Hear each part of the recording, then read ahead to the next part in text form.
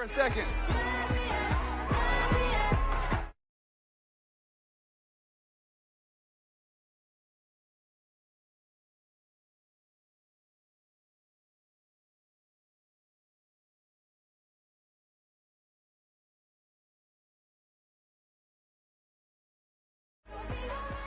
How we doing today, Europe? I love the energy. That's all I need is your energy this entire presentation, all right? And I promise I'll deliver something special to you guys. You know, every time I take this stage, it feels like a huge responsibility for me. I mean, it seems like there are weeks and weeks before I'm trying to prepare something meaningful for you. I want my words to touch your heart. I want my words to lead you to go home and take action and inspire other people. I want some of my words to be later used by you and shared and passed on to others.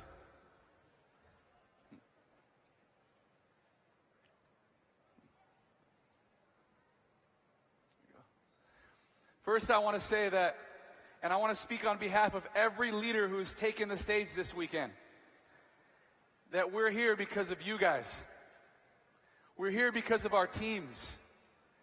We're here because of the tireless hours you spend on building your business and building your dreams. And I want to say thank you for that. Thank you, thank you, thank you, thank you, thank you.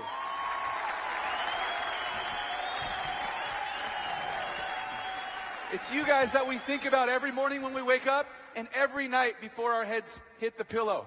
We're thinking about all of your dreams and everything we can do to help you and everything that you are doing every day to help us.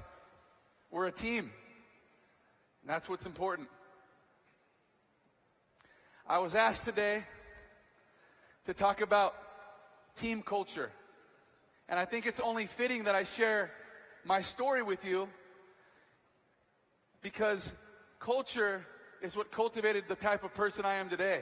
The culture that I grew up in. Everything about my life since I was a kid till today has been about culture.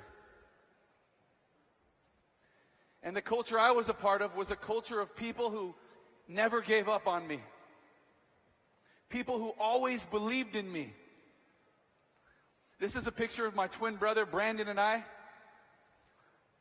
Looks like we were probably 6 or 7 years old. Looks like my little girl, Tegan, there, 7 years old. And we grew up with a single mother. We had a little sister, 4 years younger. We grew up in the projects, low-income housing community in Northern California in the United States. And it was always a struggle for my mom to keep food on our tables, to put clothes on our back, to give us everything we needed. But she always believed in us. She knew who we were going to be before we even knew it. We were kids, and my mom told us, don't worry, one day you and your brother are going to get us out of this environment. One day you guys are going to grow up and be the first ones in our family to go to college. You guys are going to be whatever you want to be. And because we grew up in a culture of my mom always believing in us and telling us who we were going to be before we were there, we believed it. And that's what dictated every single action we took as a kid. I remember we worked hard.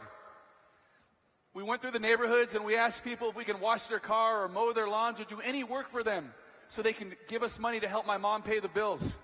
Our neighbors believed in us. My coaches, my mom always had us involved in sports. And our coaches always were there to support us. We were the kids that didn't have a ride to the baseball game or to the football field. We were the kids who didn't have a way to show up to practice, but our coaches were always the ones that would come pick us up. They would pick us up in the morning or in the afternoon or on the weekends to take us to our games when they didn't have to. Why? Because they believed in us. They instilled in us hope. Our teachers, we grew up in very less than normal circumstances. We went to the worst schools when we were kids. Our teachers always told my brother and I, you guys need to go somewhere else to go to school.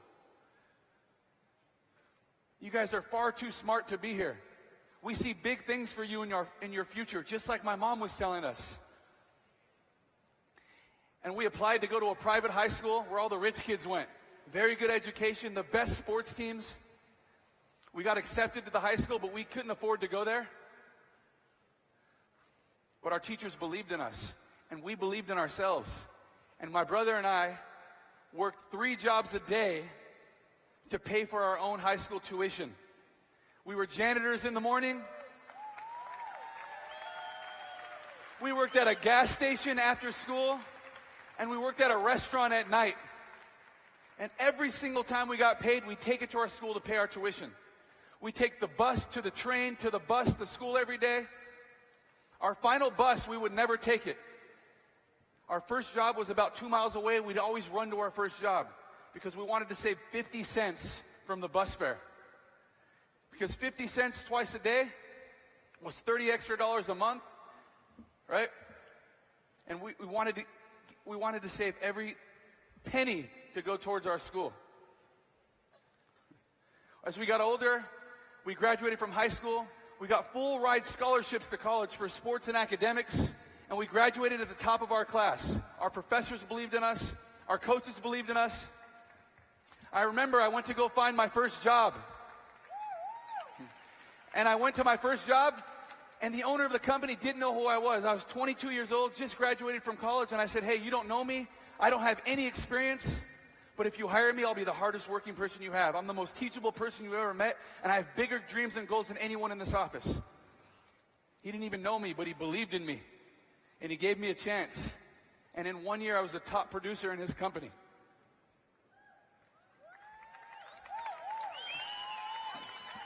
Thanks. I was a victim of the real estate crash of 2007 in the United States, just like many people were. I lost everything I owned. I lost all of my homes. I lost everything. I had to start from ground zero. But I had a neighbor who believed in me, and he shared with me network marketing for the first time. And I said yes, because I was teachable. I was a hard worker, and I knew I can get it done. And I became very successful in this industry. And that same neighbor that shared with me this business took it right away from me because he went to another company and took my team. But I had a wife that believed in me. And she said, if you built it once, you could build it again. And again, and again, I built my business. What took me 1 year to build, took me another 2 to rebuild. And over the last 10 years, I've been in network marketing. I've rebuilt my business 4 times. And it never discouraged me. People believed in me.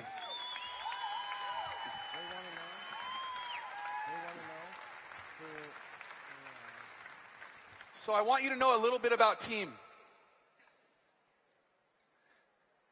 It doesn't matter who you are. It doesn't matter how much you give. It doesn't matter how much you do. Every single person on the team is equally as important for the overall success of the team. It's our job to give every single person hope. There are all different types of people in our organization. If you're looking at the screen, you see all of them. Maybe you can identify yourself. Maybe you can identify certain people on your team. Just understand that no matter who they are, they're equally as important to the success of the team. Everybody is equal. I have people that come up to me and say, hey, I'm just a Jade, or I'm an executive, or I'm a Pearl. I know that your time is valuable. And I say, you guys are the ones who I want to put all of my time into. Everybody's equally important. Now, looking at this chart here, there are different types of people on the team. You have the leaders, many leaders on the team. Those are the people who lead by example. They set up the meetings. They do all the planning. They solve the conflicts within the organization. They communicate effectively to the team. They set the goal. You have the researchers. These are the people with all the questions that answer their own questions. These are the people that help us avoid future pitfalls because of the types of questions they need answered. We have the experts on the team who are trying to put together the systems, or trying to put together certain projects for whatever we're focusing on. We have the creative thinkers, the ones that make our team stand out from the rest. We have the communicators, the natural communicators, the ones that can effectively deliver messages to the overall team. Everybody has their own job, but we need every single person. We have the helper. The person that cannot say no to anybody is always saying yes. And as a result of that, is depriving their own selves of their own time. They're the ones spending countless hours on needless projects, like maybe creating the flyers for the next meeting. You have the obsessed. These are the people who are obsessed with looking successful, but they're really not. They're the ones who are obsessed with looking like a network marketing professional, having the nice car, having the clean house, but not focusing on their business. You have the planners. These are the people that are system-oriented on your team. They're the ones that love the charts, the graphs, and the calendars. They give our teams order that we need. You have the poser. These are the people with the big egos. These are the people that aren't teachable. These are the people who, on the outside, look like they got it together, but really don't. They're the ones that spend the time on the best marketing materials, but they aren't spending their time on income-generating activities for their own business. The posers are the ones who are moonlighting in several companies, and as soon as they see a better compensation plan, they're jumping to the next thing. Or as soon as their check isn't matching up to what they've been telling people, they got to leave. The militants, these are the people who are on their last leg in network marketing. This is their last shot. They know every single type of presentation for every type of prospect. They have email communication down for their team, the system down for their team. You have the hoarders, the people who've been in multiple network marketing companies and save every single scrap and product from all of their companies. They have all the tapes and the CDs and the books. They were at the original Amway convention. They're telling you about all the stories of the successful network marketers here and there.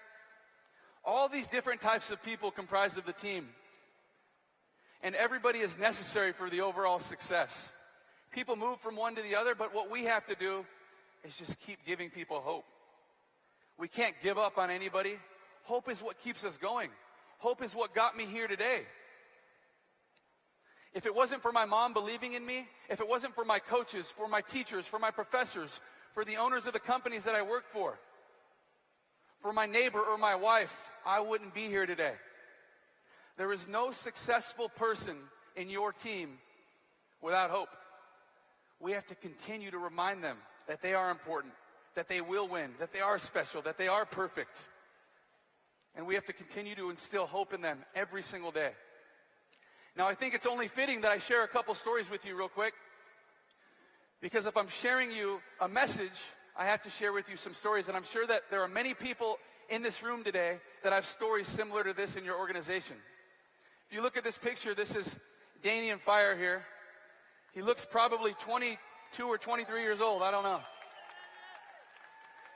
But I remember when I found Danian deep within my organization, his upline had left, had quit on him, and I found him in here.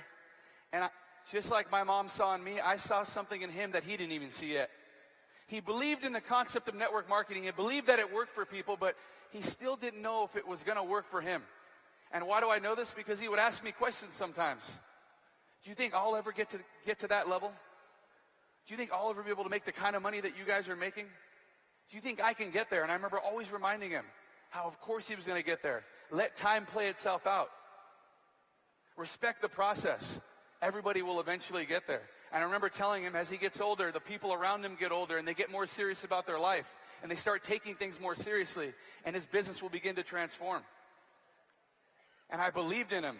And I'd go there every single month, regardless of where he was in his business, and I would support him and his friends, and I'd watch his team grow, and I'd watch people come and go. We'd continue to give hope. And now here he is today, one of the top leaders in all the industry. And we're sharing a room here with many leaders.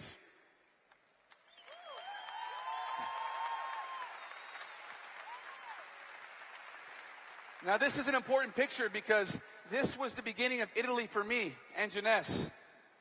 Stefania Logato said she had some friends in Italy she wanted to build their business with. And I remember coming with her to Italy and going to this meeting, and we found out that these women knew nothing about a meeting that night. There was wine glasses everywhere. People were smoking. I was wondering where the heck we were. But Stefania believed in the people there that night. And she continued to believe in them. And in the middle of all the chaos that night, she sat on the ground and showed the plan, and people joined.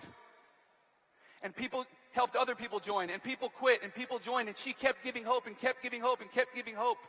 And because of this meeting years ago,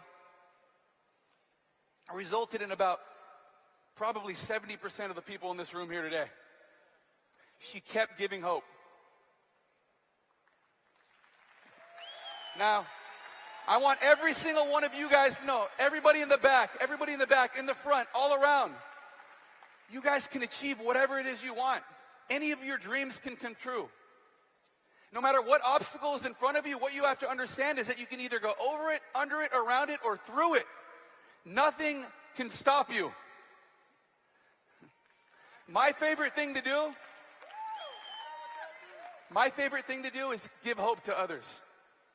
To understand their fears and assure them that their dreams are much more important than their demons.